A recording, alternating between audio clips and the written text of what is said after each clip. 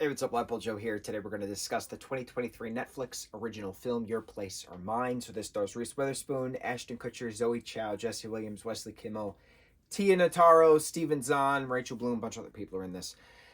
I gotta say, Zoe, Jesse, Steve, and Tig, and Tig. The four secondary characters, right? Zoe and Jesse's characters are in New York. Tig and Steve's characters are in Los Angeles. Reese is a LA character, and then Ashton is a New York character. And then what's his face? Jesse Kimmel. He's an LA character as well. Kid's going everywhere, right? He's everywhere. The secondary characters hold this story together because they are just absolutely so hysterical and absolutely so hilariously perfect. I wanted more of them. I laughed so much when those characters did stuff. When Zoe said something sarcastic, or when Jesse said something, or when Steve's character of this gardener or Tig is just hysterical and sarcastic in general. The four of them did an incredible job with those characters that I was more enamored with the secondary storylines compared to the primary storylines of Reese Witherspoon and Ashton Kutcher, which is incredible to say because you have these two incredible actors doing incredible projects together, and they work so well together. The chemistry is there, but their story was very predictable, and I was very curious in regards to seeing what happens with these other characters who are there for guidance. Who are it was like literally it was like watching Mulan. You had Mushu and Cricky just guiding Mulan around the way. That's literally what these characters felt like in regards to Jesse and Zoe in New York, helping Reese's character because they switch for a week, and then Tig and Steve's characters just conversing and moving along Ashton's character. I don't know how else to explain it. The secondary character development had way more oomph to it than the primary character development. Why I say that is that these two characters meet in 2003 and they hook up one night after poker and they part their ways, but they've been best friends ever since, right? And so why have they talked every single day for the last 20 years? And why are they best friends ever since? And why can't Ashton's character stay with one particular girl for longer than 6 months? And why is Reese comfortable with the fact that she then got married and then got divorced and has a 13-year-old son, Jack, who's allergic to everything, and she's very saran wrap mothering of him? And how did these things work when she has to take a class in Los Angeles for this degree that she's working on in regards to accounting, but her true love was book editing, and Ashton's character wanted to be a writer, but he went into branding and marketing and stuff. So like they switch for a week. He babysits Jack. Jack is 13, so he watches Jack, make sure he doesn't die in the week span, while she can go to New York and do her thing and get that degree. But what happens along the way? Well, they realize that they've been madly in love with each other the entire time, and there's a running through the airport scene and a kiss at the end. It's a predictable rom-com. Had a lot of heart to it. But I gotta tell you, bro, I've noticed a lot of projects now where the primary character's story is just so boring or predictable that I'm paying attention more to what's happening around. And I'm paying attention to the secondary and the tertiary characters.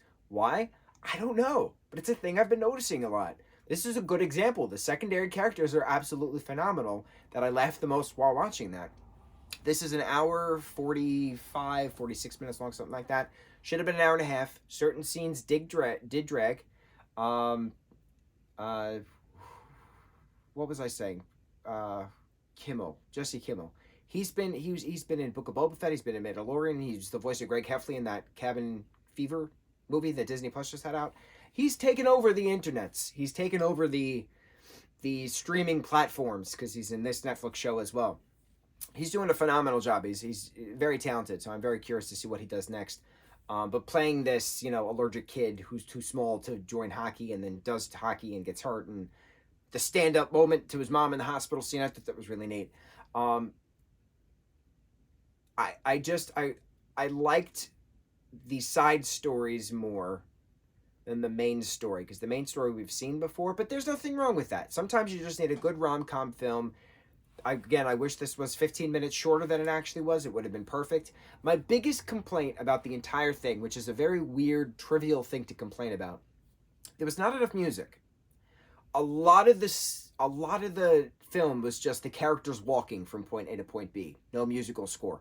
A lot of the things of just like, let me fiddle with my fork on the table, and let me stand on this balcony and talk, and let's walk through the park. When you have a rom-com film, I don't know why I'm laying back to discuss this, but we're gonna stay in this position. It's comfortable on my back. When you have a rom-com film, you need certain musical score to help uplift the emotion of a project.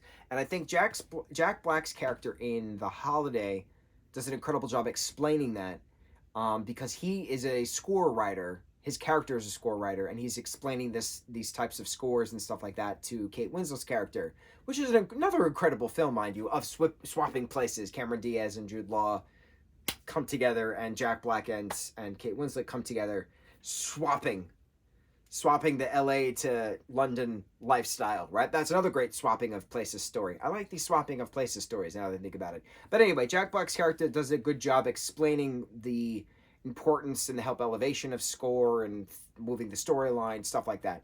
And writing Cecil's song for his award speech, and it's just peppy and it's cute and it's fun. So a lot of this particular film didn't have musical score. Certain scenes were too quiet, and I wanted more music. I didn't need a musical number. I didn't need singing and dancing in the streets of Manhattan, which would have been great. But I wanted more fluffy, flu, I don't know the words, flutter. I needed more flutter. From when you're walking, these two cute characters are walking through the park. Give me some flutter. These two characters are, joking around about something outside of a school. Give me some flutter. There was no flutter. There was no flutter. That's a good word for it. There was no flutter. What did I say before? Flu? I don't remember the word I said, but we ended on flutter. So, Your Place or Mine, 2023 Netflix original film. Very good film. Had a lot of potential. Certain marks were missed. But otherwise, all around, it was enjoyable. I will probably watch this again at some point. Zoe's character is just so funny in this. And I also love the mixing of the generations. That was another thing I liked. I liked you mixed the Gen X characters with the millennial characters, and it worked so well together. It really worked. It was a good mesh. Good mixing of the worlds with the slang terms. Then you got the Gen Alpha thrown in there as well. Was there Gen Z in this? You had Gen X, Gen Y, because Y is millennial. There was no Gen Z in this, no. But then you had Alpha right under that, because the kids that are 13 now are Gen Alpha. Interesting project. Good film. On to the next review. Mahalo.